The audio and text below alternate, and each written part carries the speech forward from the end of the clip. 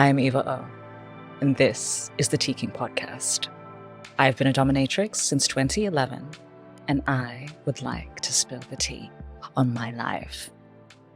Thank you for listening. I don't often kiss and tell, or do I?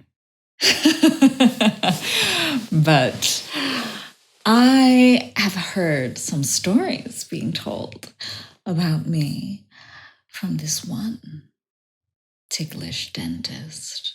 And so I have decided to tell my side of the story. Now, this ticklish dentist came to me maybe about a year and a half to 2 years into my career. And I had gone independent by this point, and they had found my website. Not sure if I was advertising on any listing sites, but my SEO was pretty good. And they would visit Sydney every now and then, where I was living. And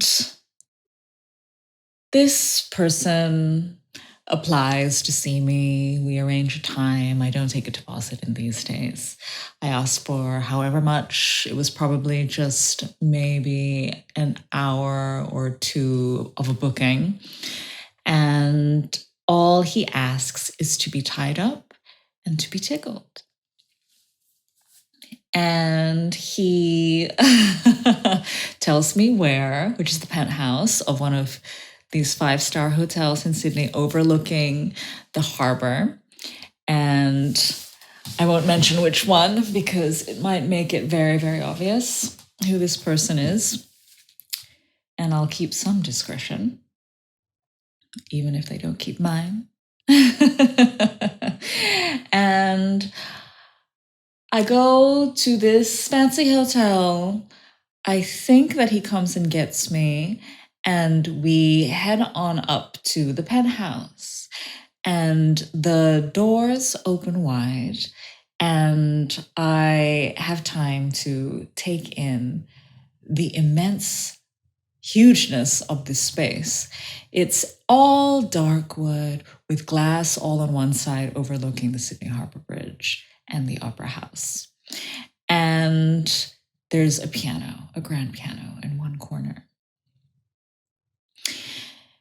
He is a small man, maybe to the height of my eyes when I am wearing heels. He is round in the face. I don't think he had much hair. And he says that he's from Hong Kong, but he also has these very light grayish eyes. And I kind of get to it pretty quickly. I was raised in a dungeon. I was trained in a dungeon. And so the chit chat wasn't really part of my forte back then. And I said, "Get me a chair." And he says, "There might be one in the bedroom. I'll look in the kitchen. Why don't you look in the bedroom?" Which sounds a bit puzzling now, but I walk through the hallways and there's not one, but a few bedrooms. And I find the one that he's staying in. He's got these tiny little silver Rimowa suitcase.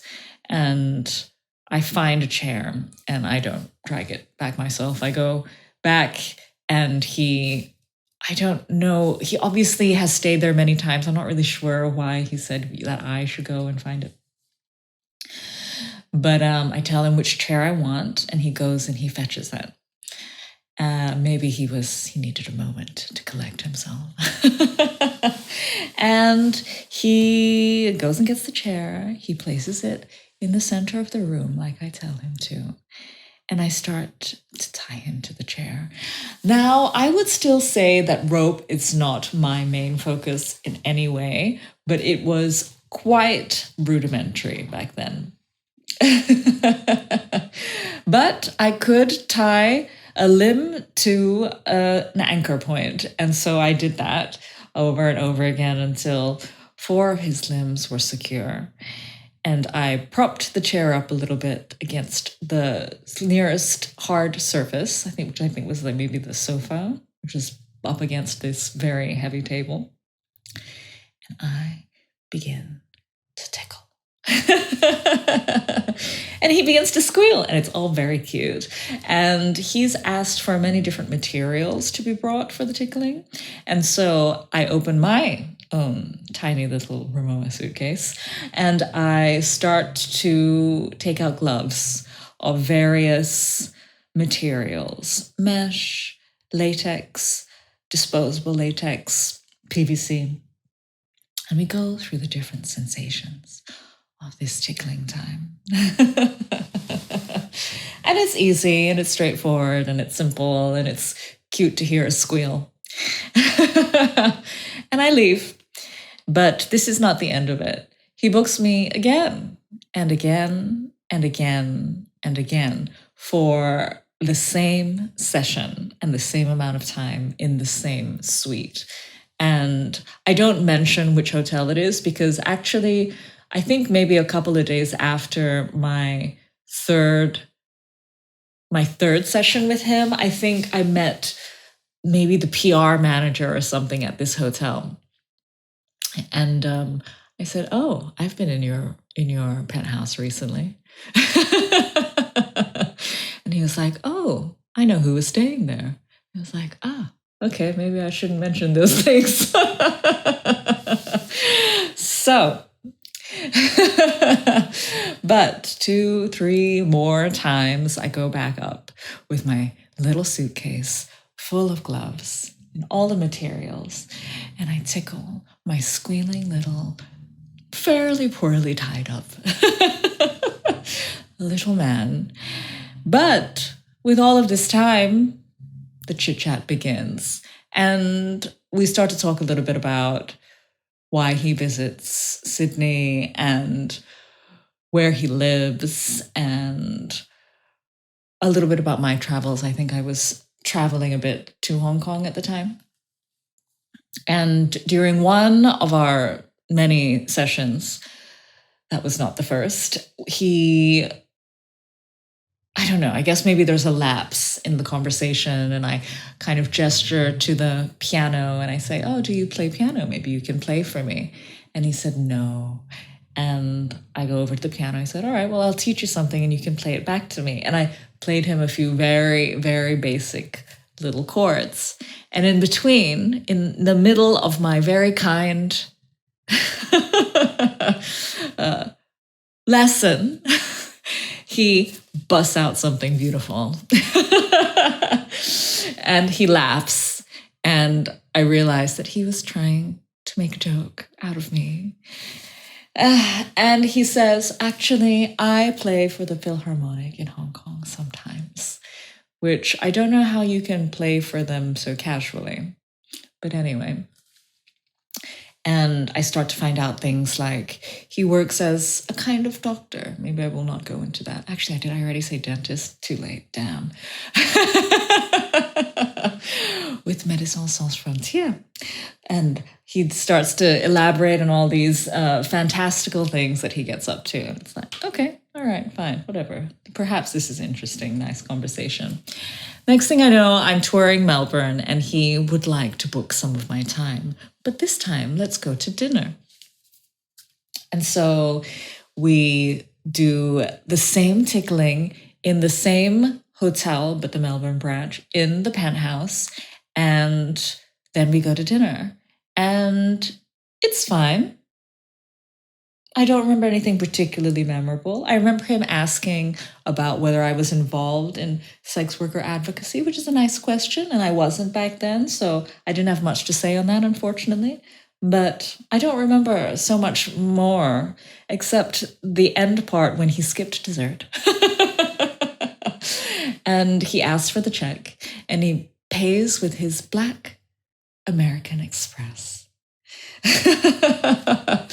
Which has its own funny connotations of its own, but it doesn't have it has a particular reputation, doesn't it? Where it's, I think you have to be invited, sure, but it also feels a little bit douchey I guess, to the average person that you would accept the card.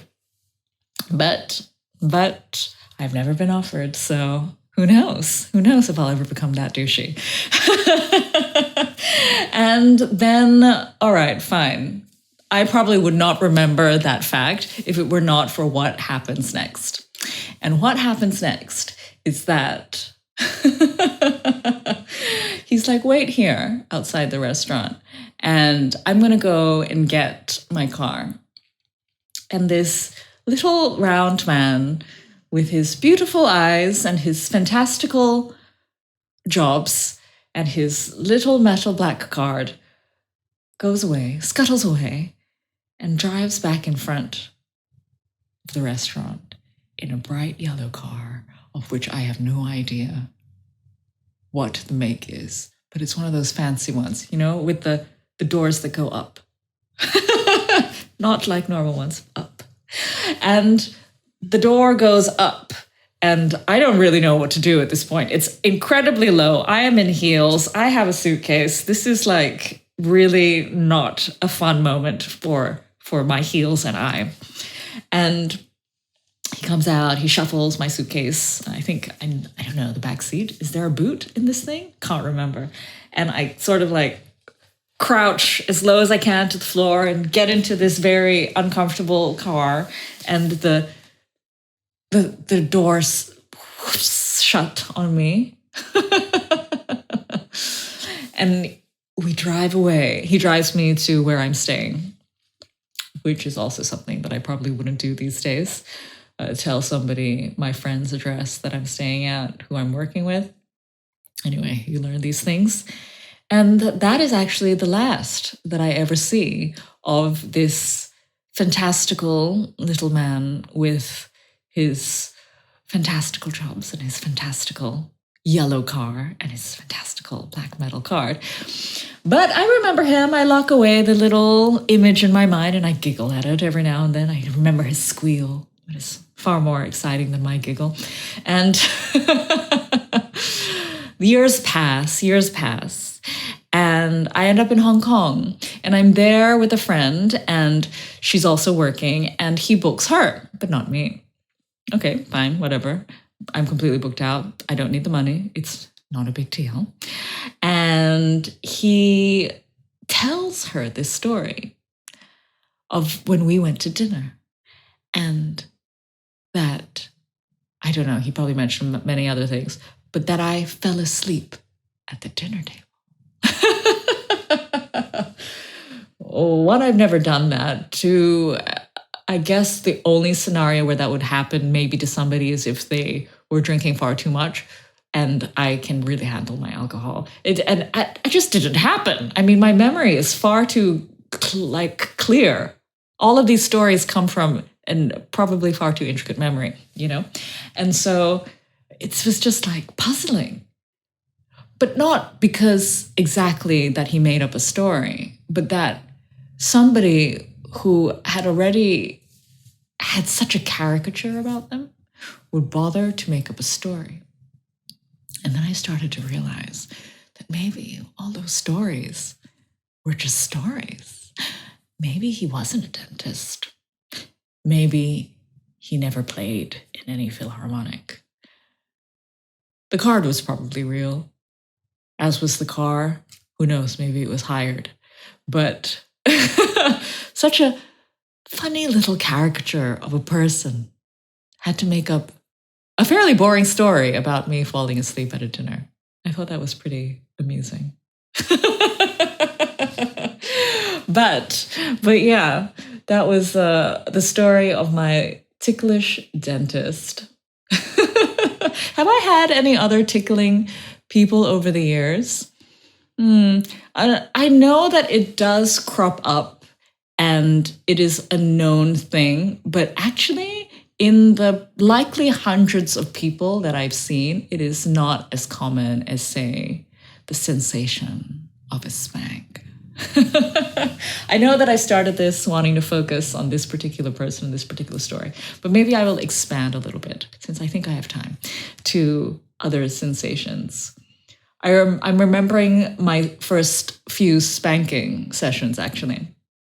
And I think the very first one was probably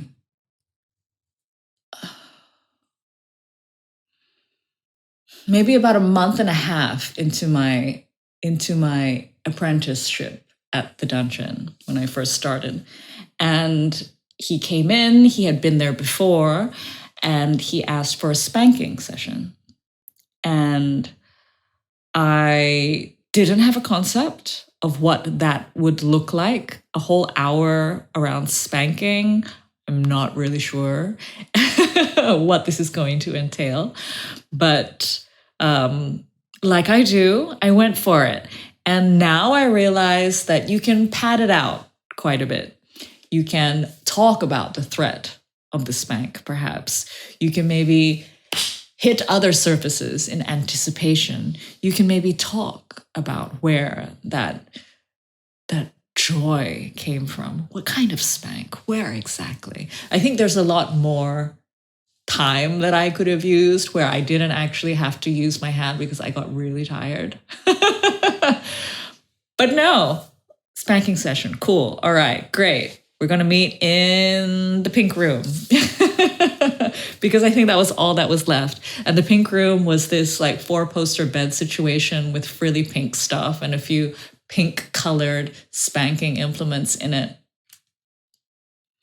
Also, I could have used a lot more implements, which I didn't understand then. I thought spanking equals hand, right? Which it does, but in order to switch it up because your hand does get tired. Thankfully, I had done a spanking class by this point, so I had a little bit more stamina because of a few tricks I learned. Tricks like to let your wrist go loose as opposed to keeping it hard all the time. That kind of lets the, the momentum work for you rather than having to put the force and putting the pressure on the joint as much. And so that was helpful. Also, obviously, the anatomy of where to hit, and usually the safest part is the fleshiest part of the butt. And I think I had him kneel down with me sitting at the bed. Did I have any guidance? No, I didn't have any guidance on this. I didn't ask. I sit kneeling at the end of the bed and I tell him to come up and to lay across my lap. Because in my mind, I kind of have heard about some of this like spanking stuff being done over the lap, right? And there's some school time adjacent things that you can also flesh out, but I didn't. And so I have him over my lap. He's not super huge, so, it's okay. I'm comfortable. And I like kind of just do one. And I said, I think I described or I asked him to describe what it felt like to have my hand on him. And then I just like talking him into the scenario a little bit. And then I go for it again and I go for it again and I ramp it up and I ramp it up and I ramp it up and I start to kind of manhandle him a little bit. And then I hit him from different sides also on the side of the flesh of the hips. And I kind of like twist him over on the bed and push him down. And then I kind of push his legs up and then go from another angle. And it's all like, and I'm doing this for like a solid 40 minutes. And then I think I'm like, my hands are just red and exhausted by this point. And I go over to the wall of the pink implements and I said, choose one.